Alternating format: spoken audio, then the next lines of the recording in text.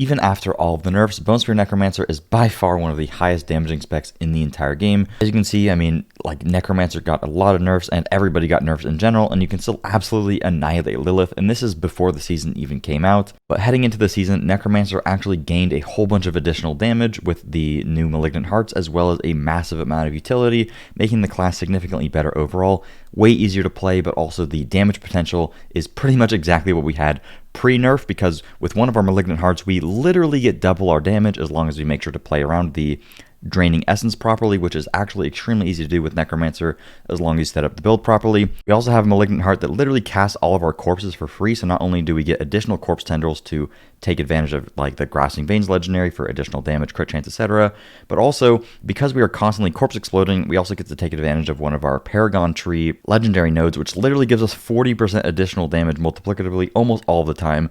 So we're essentially running around with a free 140% damage all the time that we didn't have prior to the season actually coming out. We can also use a Malignant Heart to give us a massive amount of additional critical strike damage, so we just have a crazy amount of extra damage overall. Or if you wanted even some more survivability / utility, you could get something that literally gives you Decrepify around your character at all times for free to reduce the amount of damage that enemies deal to you, while also helping you with some essence problems, which we'll go over in the video. Necromancer already was one of the strongest classes in the game, and going into the season, oh my god, they are basically twice as good as they were before, and it is significantly easier to play them than it was before. Before we jump into the build, I want to show you guys something really cool from today's sponsor, Mobalytics, which is actually a free desktop app that you can download. As well, they have a website, but the desktop app is fantastic because you can just pop this open whenever you want, very easily discover, try out new builds, etc. And this is updated constantly, so you can even, like, go on here, look at a tier list, and maybe there's a build that you heard about, but you haven't really seen the specifics about it, such as the, like, Subterranean Druid build.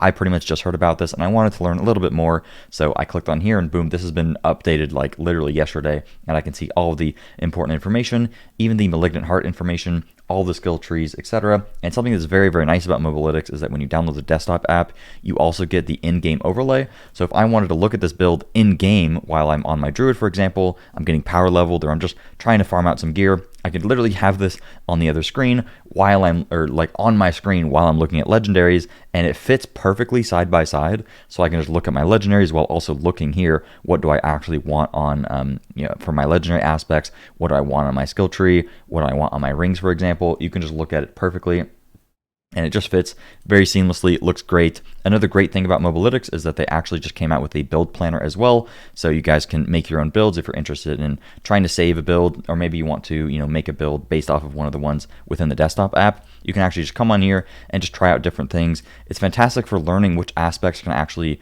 go on each slot, just having like a list of all the different aspects. You can also see all the stats on certain things, and you can just plan out your own build and save it. You can even go into the skill tree, go into the entirety of the Paragon board. It's just fantastic for overall quality of life. I use it constantly to be able to, like, sometimes I forget, okay, I have all these other legendary aspects on my character, which one am I missing? It's nice to go in here and be like, okay, oh, I was forgetting about Berserk Ripping, forgot that was a thing. That's just a quick example for you guys. So make sure to check out Mobalytics. It's completely free to download, always gets updated. The tier list is fantastic for just getting a good visual representation of what builds you might want to try out. And stuff gets posted here all the time. The in-game overlay will also just get better over time as more things get integrated into it. Big thanks to them, and let's get into the build. So as you can see, I'm on my Rogue. My Rogue is level 92. I've been pretty much only playing my Rogue. Unfortunately, not level 100 yet because I had to do a lot of in-real-life stuff, like take my cat to the vet, etc. But my friend actually has been playing Necromancer. He is currently pretty much the exact same level as me, and he's been testing a lot of stuff for me. Obviously, I've played an unbelievable amount of Necromancer prior to the season, but I was prioritizing my Rogue, and my friend has just been playing with me. He's been testing a lot of stuff that I usually do, and he's basically doing, well, he is doing the exact build that I would do. And obviously, I've been helping him theorycraft and everything. So big thanks to my friend for pretty much letting us use his character for the build. But in case you didn't know, I've played an ungodly amount of Necromancer, so I have a very decent understanding of at least the Bone Spear build, and I will be leveling my Necromancer pretty soon. So starting off, we'll get into the skills. The entirety of the build will be posted over on my website, topdps.gg. There will be a build link in the description if you want to easily look at all the skill points, etc. And things will get updated over time as I iterate upon the build further. But for the most part, this should be pretty much how you want to set it build indefinitely. So We're going to start off with the basic skill being Reap. The reason that we're using Reap now is because of the guaranteed corpse spawn, but also the damage reduction that it gives you. This is actually one of the skills that you can take off with the build because it's not entirely necessary for the guaranteed corpse because we do play Hued Flesh now, but having a guaranteed corpse paired with the fact that we literally spawn corpses for free with our Malignant Hearts, which I'll get into in a second, is just unbelievably strong. Walk into a pack, throw down a Reap, boom, we instantly spawn a corpse. That corpse will instantly corpse tendril without us even having to do anything. The entire pack gets pulled up. Just very, very easy to use. Reap also pairs pretty nicely with the Decrepify Malignant Heart, which we will talk about in a bit. It is optional to play the build without a basic skill, but the basic skill is nice for damage reduction because you can use it with a damage reduction legendary. You get a bit of attack speed. The guaranteed corpse is very good, and your only other option is playing with like Bone Storm or something, which is not really necessary in my opinion. For the remainder of the skills, obviously we're going to be using Bone Spear, and then we pair this with Blood Mist. Blood Mist is just our oh shit button in case we, get crowd controlled or we're about to die. It also works very nicely with if there's like suppressor mobs or you're in a very scary situation. You can Blood Mist and Corpse Tendrils will literally spawn for free with our Malignant Heart while you're Blood Misting. So you can Blood Mist and a Corpse Tendril will suck everything together, suck the 10 dudes, and then you can pop out of the corpse or the Blood Mist and blast all the dudes in the face. That's fantastic. Amazing survivability and also very good offense. Works perfectly with the build. And then we have Corpse Explosion and Corpse Tendrils. Corpse Tendrils is good for an infinite amount of reasons. Mainly the legendary that we're using gives us a crazy amount of crit chance and crit damage. Get into that. It also gives us Blood Orbs, which will fortify us. It also slows and stuns guys. So when you suck in 10 dudes, you get 80 essence if you are pairing that with Umbral Ring, which is an ungodly amount of essence generation for us. Corpse Tendrils is probably just the best spell that Necromancer has. And then the reason that we use Corpse Explosion is for, again, in our Paragon Board, in our normal skill tree, we get 6 essence every time we pop a Corpse Explosion, but we also get 9% multiplicative damage. And we no longer have to manually do this, so the build is way easier to play with because our Malignant Heart is going to guaranteed proc all of the corpses for us without us having to do anything. So we get a very steady amount of essence generation constantly. We get 9% multiplicative damage, but also we have a legendary node in our Paragon Board which literally gives us 40% extra damage, and we have it almost all the time while clearing nightmare dungeons because you're just going from pack to pack and the auto corpse explode is happening all the time. So Corpse Explosion is unbelievably good. For our last skill, this is what I'd recommend actually playing around with. You can go with Iron Maiden, which is generally what I'd recommend for most people. Iron Maiden is great because this build you have a lot of essence degeneration, like a lot of essence draining rather, with your Malignant Heart. It is only draining 2 essence a second, so it's really not that big of a deal, 2 to 3 essence. But having Iron Maiden for the additional essence generation prior to getting like an Umbral Ring pairs fantastically with the Corpse Tendrils. Suck in the 10 guys, throw down an Iron Maiden on the 10 guys, boom. Not only are you going to get 5 essence per guy, but you're also going to get 7% HP per enemy that you kill that is actually afflicted. So this gives you a crazy amount of survivability as well as essence generation. I used to use Decrepify. I think Decrepify is still pretty good if you prefer to use it, but if you really want Decrepify in your kit, you just use the Malignant Heart that gives you the guaranteed Decrepify all the time, right? Decrepify is good though for the cooldown reduction as well as the damage reduction. The reason that we no longer use Bone Storm is because it is just a very long cooldown that only gives us a bit of crit chance and a bit of damage reduction, but if you don't like playing with Reap, just replace Reap with Bone Storm and it's still perfectly fine. When it comes to our Malignant Hearts, we actually have 4 options, but 2 of them are pretty much mandatory at all times. The first one that is mandatory is the Great Feast. You can get this in World Tier 4, so until you're in World Tier 4, you will not have this.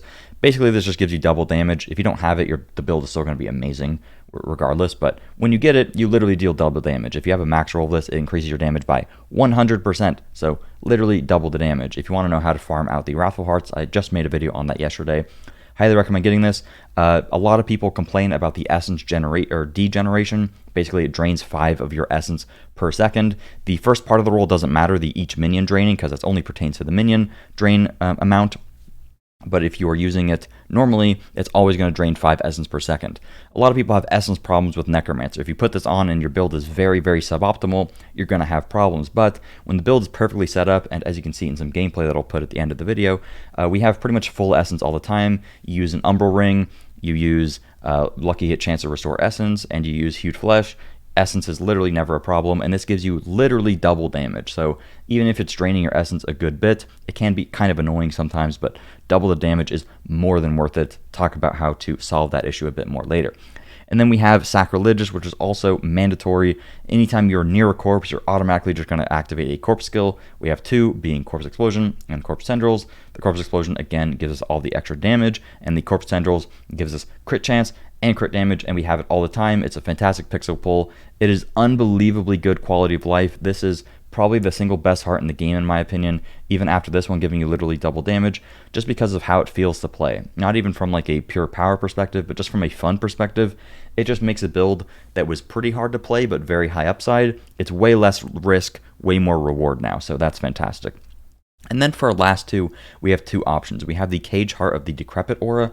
This is really good. If you get a low roll, or sorry, the best roll possible, it will actually just permanently have a Decrepify on you. You don't even have to have an enemy near you, but you can get it to where at least one enemy is near you, you automatically hit enemies with Decrepify. Hitting enemies with Decrepify is good because it is going to slow them and reduce the damage that they deal, and if you hit them, it is going to give you cooldown reduction. The only problem is that this Decrepify is surrounding your character rather than actually being cast on the enemies, so effectively you have to run into melee range to actually affect enemies with Decrepify. It's a little counterintuitive because a lot of the time you want to play the build at range, but a lot of the time you'll just incidentally run into mobs in melee range, so you still will get value out of this regardless. And I do think it is still a good option, especially if you pair it with an Umbral Ring, because anytime you apply Decrepify, it's going to give you 4 essence per enemy that you hit because it's applying slow. So that is just a lot of extra essence for us if you are having problems with essence sustainability with Wrathful Heart or with the Great Feast on. The other option instead of Decrepify is simply just using the Tempting Fate, where you just get extra crit damage. I believe a max roll is about 85 to 90%. Don't quote me on that, but it's around there. You end up getting a crazy amount of crit damage with this build, around 600 to 700% around there. So getting another 80% damage isn't anything crazy because it is additive crit damage, not multiplicative. So the overall value that you get from this when the build is perfectly set up is going to be, I don't know, just doing the math in my head, like 16 to 18%, something like that. I'll do the math later, but when you don't have a perfectly set up build and you don't have crit damage in literally every possible place, the extra crit damage that you get here is very good. The fact that you deal less damage when you don't crit doesn't matter because you literally do 0 damage with this build when you do not crit, because we have such a crazy amount of crit damage that you're pretty much useless if you don't crit anyway. So basically your option for the last slot is, do I want to do like around 20% more damage, or do I want to have Decrepify all the time for a bit of survivability and a bit of essence generation, and the essence generation could convert into more damage with one of our talent points. That is kind of up to you. Sorry for the long-winded explanation, but the hearts are pretty new, so I felt like I'd go over exactly how they function. When it comes to skill tree, this all will be on the website, so don't worry too much about it. Again, we go Reap for the damage reduction and for the corpse forming, and then we go in Living Energy for a bit of extra essence, which is good for us, and then Imperfectly Balanced is currently bugged. Hopefully they fix it. They haven't said anything about it. I don't really know why. It's okay though, we have other places that we can put the points, so it's not a big deal. Then we're going to max out our Bone Spear, and we're going to go into Supernatural Bone Spear. The reason for this is that we need the Guaranteed Vulnerable application. There is some justification for using Paranormal Bone Spear, which gives you additional bone splinters. The problem with that is that you lose your Guaranteed Vulnerable application, so when you're just clearing Nightmare Dungeons, a lot of the time you will hit an enemy and you will not one-shot them. You want to one-shot everything that you hit. It literally increases your clear time by over double because it helps you sustain essence more, not having to cast as many bone spears. But also, if there's like a slay all dungeon, there's just one mob, whatever. Having the vulnerable instantly will pretty much ensure that you always one-shot everything. The quality of life for this is simply just too good, in my opinion, to use Paranormal. Paranormal Bone Spear is very good for bossing though, but again, you need the vulnerable application. And then we have Hued Flesh. This is just fantastic. We're just going to spawn a whole bunch of corpses. This is great for just maintaining good uptime on our Corpse Explosion Paragon node, as well as just spawning even more Corpse Tendrils. And we don't even have to walk into mobs and reap them to get a guaranteed corpse. We could actually just slam some Bone Spears and then get a corpse that way if you wanted to play more of a ranged playstyle with the build. Then we just put 1 point into Blood Mist just for the survivability that it gives us. That's pretty good. And then we go 1 point into Corpse Explosion. You could alternatively put 3 points in and get the Miasma, which is very good with Disobedience because it constantly ticks damage and is going to give us a lot of extra armor. That is a good survivability option as well. Then we go 3 points into Grim Harvest. Anytime we use a corpse, which is going to be our Corpse Explosion, we get 6 essence for free. Our heart is constantly proccing the corpses, so that's just free 6 essence all the time. And then Hued Flesh is essentially just 9% extra damage all the time as well for the same reason. And then we're going to put 2 points into Death's Embrace. If you want a little more survivability, you could alternatively put an additional point in here. So and you just take less damage from enemies that are close to you. Not fantastic. 3 points into Death's Reach, so you deal 12% increased damage to distant enemies.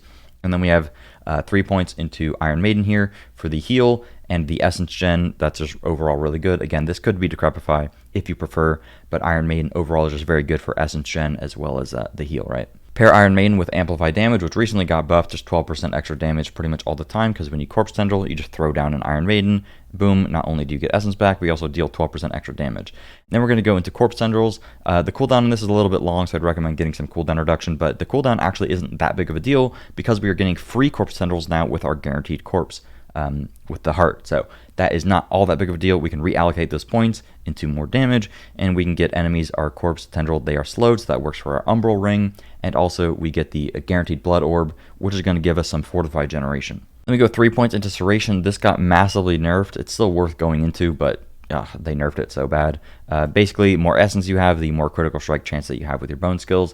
Compound Fracture is great. You just deal 15% extra damage pretty much all the time, so that's very nice. And then we have 3 points into Evulsion, 1 from Amulet, so that we just do 15% additional damage. Ideally, you either want Compound Fracture or Evulsion as your skill points on your Amulet, because that just nets you so much extra damage. Then we have 3 into Inspiring Leader for just 12% attack speed, up pretty much all the time.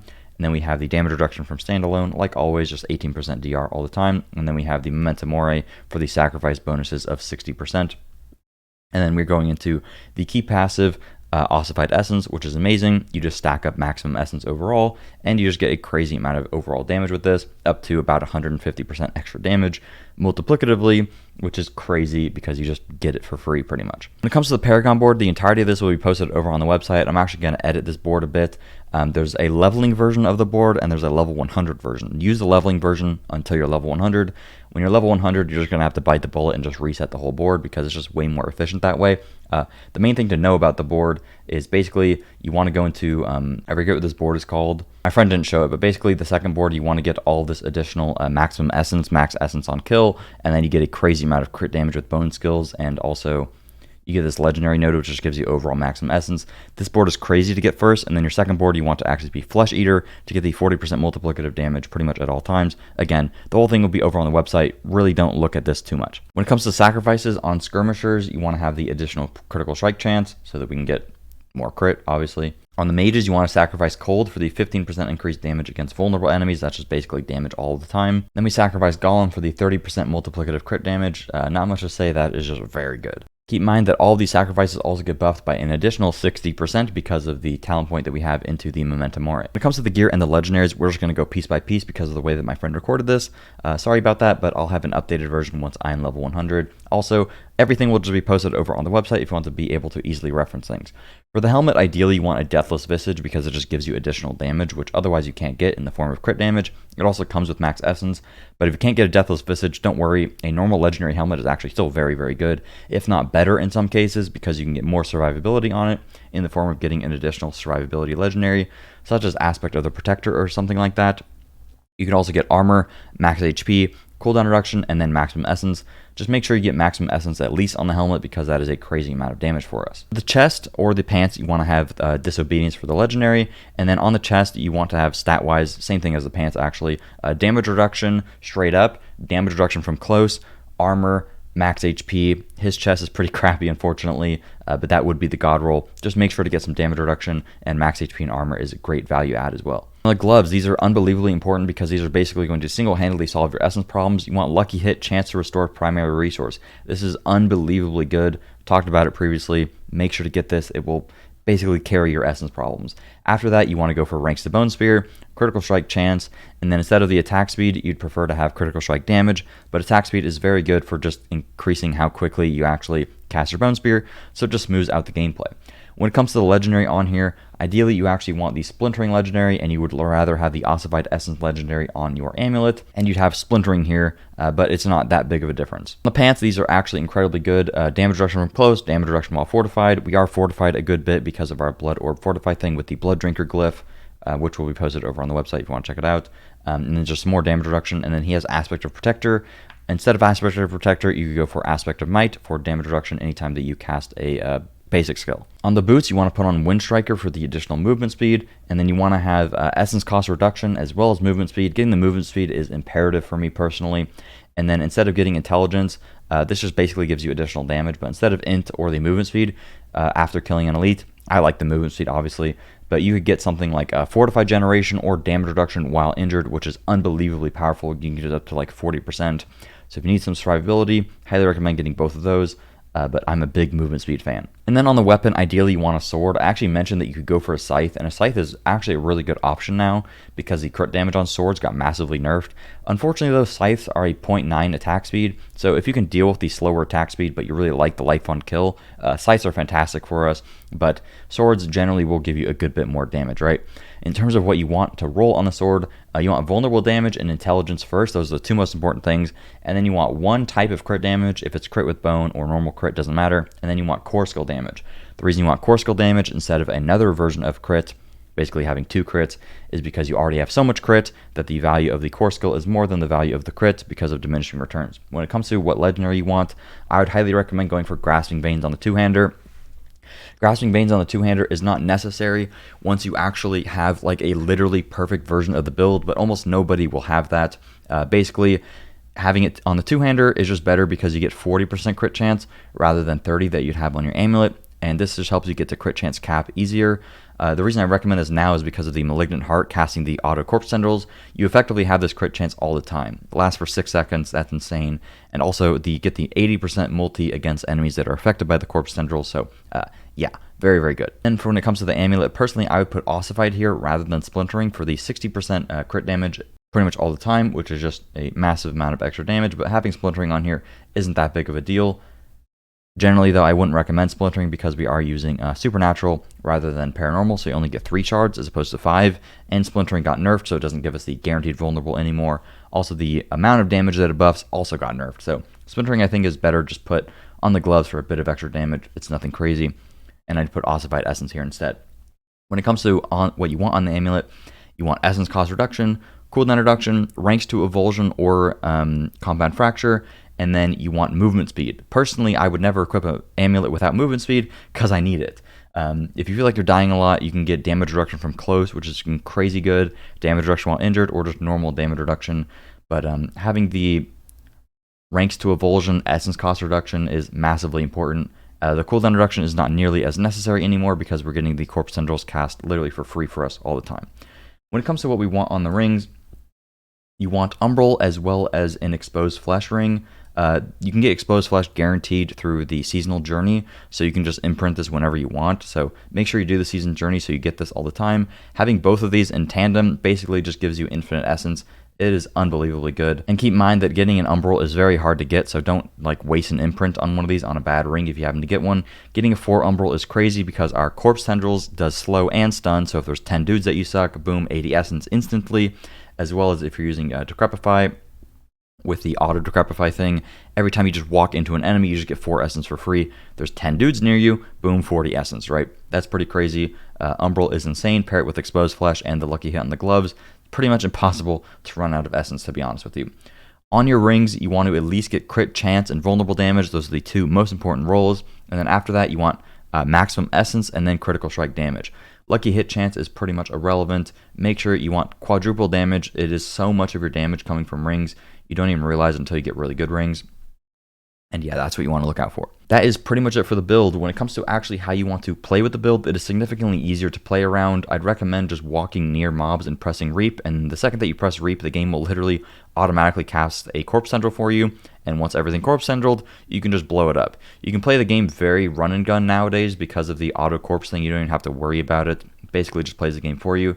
Keep in mind that playing around Reap is a little bit scary sometimes if you're trying to get into melee range.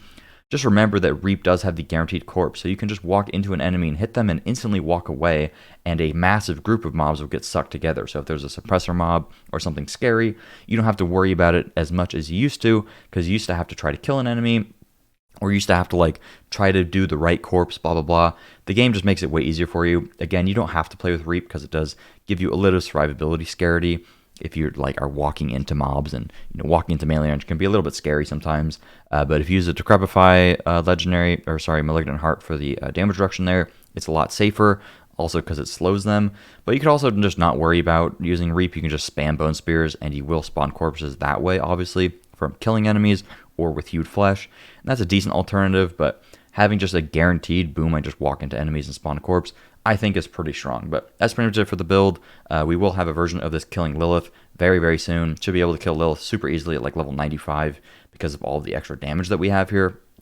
So we'll be trying to do that. Also, we'll have a perfected version of it once we're level 100, tested a few more things, etc. Anyways, way more builds to come. I'll even be making builds that aren't for Bone Spear. So if you enjoyed, please make sure to subscribe, drop a like, blah, blah, blah. Thanks for watching, and I will see you guys later. Peace.